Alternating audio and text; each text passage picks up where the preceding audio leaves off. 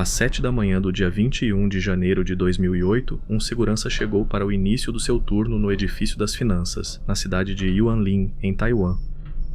Quando ele entrou no elevador, encontrou 2 jaquetas vermelhas, um par de sapatos de adulto e um par de sapatos de criança, largados no chão da cabine. Ele chamou o gerente do prédio. Os dois decidiram rever as imagens das câmeras de segurança. O que viram nas gravações do dia anterior os deixou sem resposta. Para entender o que aquelas imagens mostravam, é preciso conhecer o lugar. Yuanlin é uma cidade de porte médio no condado de Changhua, na região central de Taiwan. Não é uma metrópole, nem uma cidade isolada do mundo. É o tipo de lugar onde a vida segue um ritmo previsível, onde todos se conhecem, ao menos de nome. O edifício das finanças fica numa esquina movimentada da cidade, com 11 andares, uso misto entre comercial e residencial, e 13 câmeras de segurança espalhadas por dentro e por fora da estrutura. O inverno em Changhua não é extremo pelos padrões europeus, mas é frio o suficiente para que nenhuma pessoa em condições normais escolha se desfazer voluntariamente de um agasalho numa noite de janeiro. Esse detalhe deixa todo o caso ainda mais estranho. Liu Huijun tinha 37 anos em janeiro de 2008 e morava na vila de Shetu, no mesmo condado de Changhua. Ela não era dali. Havia crescido em Taipei, a capital, onde trabalhou por anos como cabeleireira. Qualquer pessoa que a conheceu naquela época a descreveria como uma mulher urbana, independente, acostumada ao ritmo e à liberdade que uma cidade grande oferece. Mas em determinado momento, sob pressão da própria mãe, ela deixou Taipei para trás e voltou para o interior, onde foi encaminhada para um casamento arranjado com um proprietário de terras local chamado Zhang. O casamento não foi feliz. Zhang era descrito por vizinhos e conhecidos como alcoólatra e violento. A situação se tornou tão insustentável que Liu pediu o divórcio, e ele foi concedido. Só que depois disso, ela voltou a se casar com o mesmo homem. Os motivos dessa decisão nunca foram totalmente esclarecidos publicamente. O que se sabe é que os maus hábitos de Zhang não mudaram com o segundo casamento. Ele bebia muito dia e noite, e os conflitos continuaram. Liu tinha 2 filhas e um filho. A filha mais velha era do casamento anterior. A menor, de 4 anos, chamava-se Liu Shuiying e era fruto do segundo casamento com Zhang. Foi ela quem estava com a mãe naquela noite. Na véspera do incidente, na noite de 19 de janeiro de 2008, Liu e Zhang tiveram mais um desentendimento por causa do alcoolismo dele. No dia seguinte, por volta das 2 ou 3 da tarde, Liu pegou a filha pequena, saiu de casa de motocicleta e foi primeiro até a casa dos próprios pais, que ficava perto. Ficou lá por algum tempo e depois partiu com a criança. A filha mais velha, que estava na 6ª série escolar, foi a última a falar com ela. Liu disse que ia visitar uma amiga por alguns dias e que voltaria logo. Liu e a filha reapareceram depois das 8 da noite em frente ao edifício das finanças, em Yuanlin, a cerca de 7 ou 8 quilômetros de Shetu. Segundo familiares e amigos, Liu não conhecia ninguém naquele prédio. Não tinha amigos ali, não tinha parentes, não havia nenhum vínculo conhecido com aquele lugar específico. As câmeras externas registraram Liu chegando de motocicleta com a filha. Ela parou, ficou sobre a moto por alguns momentos e depois desceu com a filha nos braços e caminhou em direção à entrada do prédio. O segurança que estava de plantão do lado de fora percebeu que ela havia deixado a chave na ignição e foi atrás dela para avisar. Liu o ignorou completamente. O segurança observou o painel do elevador e viu os números subindo direto até o 11º andar. Dentro do elevador, as câmeras registraram tudo com precisão. Por volta das 9 da noite, Liu carregou a filha para dentro da cabine, colocou-a no chão e apertou o botão do 11º andar. O que aconteceu em seguida é o núcleo desse caso. Ela primeiro tirou a própria jaqueta vermelha, depois a jaqueta rosa da filha, depois os próprios sapatos. Durante todo esse processo, seus olhos se moviam constantemente para o painel de números do elevador como se estivesse monitorando a subida. Seus movimentos eram apressados. A expressão no rosto, segundo quem analisou as imagens, era de uma determinação quase feroz, especialmente nos momentos em que ela se agachava. Vale registrar um detalhe que os investigadores notaram. Liu e a filha entraram no elevador poucos minutos antes das 9 da noite. A partir das 9, o sistema do prédio exigia um cartão de acesso para usar o elevador. Elas conseguiram subir sem precisar de nenhum cartão. Se isso foi calculado ou foi coincidência, ninguém conseguiu determinar. quando o elevador parou no 11º andar, Liu pegou a filha no colo novamente e saiu. Havia 2 câmeras logo após a saída do elevador, uma de cada lado do corredor.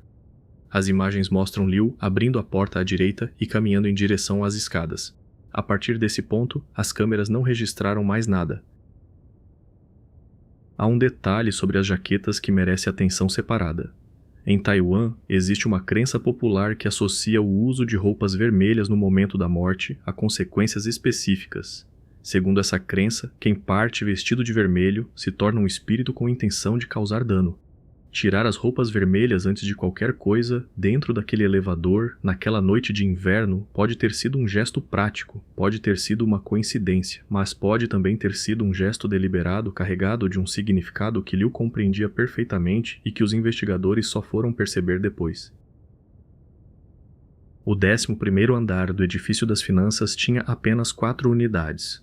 2 estavam desocupadas naquela noite. A terceira era um santuário budista à esquerda, onde havia apenas uma mulher fazendo a guarda noturna. A quarta era uma agência de recursos humanos à direita fechada àquela hora. As escadas que Liu acessou levavam ao terraço.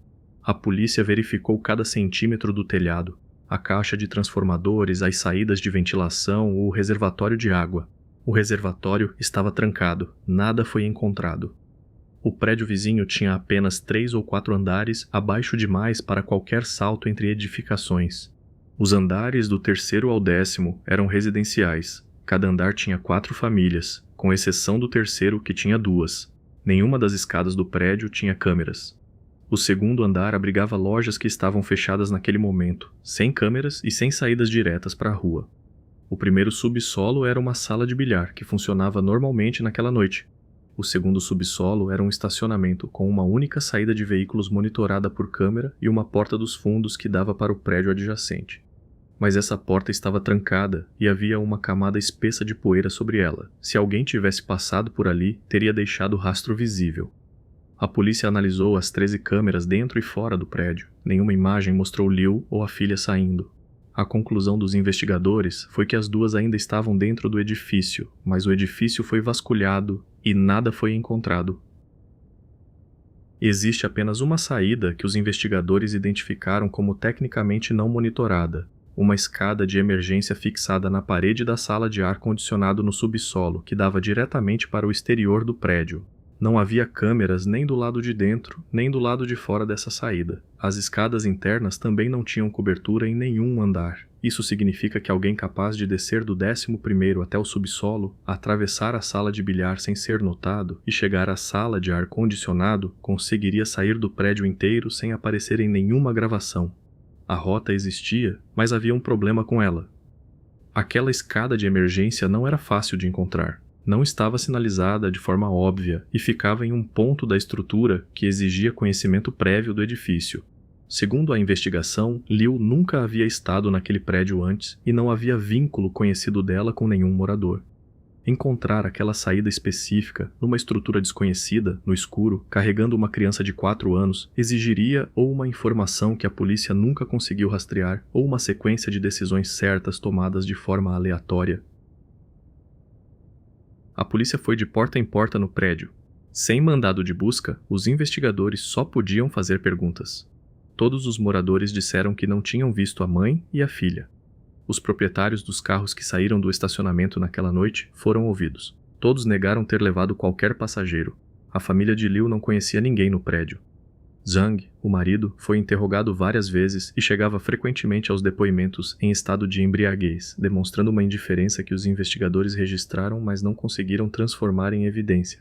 A investigação formal foi encerrada sem uma resposta. O caso foi arquivado. Em dezembro de 2023, um tribunal taiwanês declarou Liu Huijun e Liu Shuiying mortas por ausência prolongada, um procedimento legal necessário para resolver questões civis da família. A declaração encerrou um processo burocrático e mais nada. Naquele mesmo mês, Zhang morreu em um acidente doméstico enquanto lavava o reservatório de água de sua própria casa. A queda foi de menos de 1 metro de altura. As teorias que circularam ao longo dos anos são pelo menos 4, e nenhuma delas fecha o caso sem deixar algo sem resposta. A primeira é a que a polícia considerou mais provável desde o início.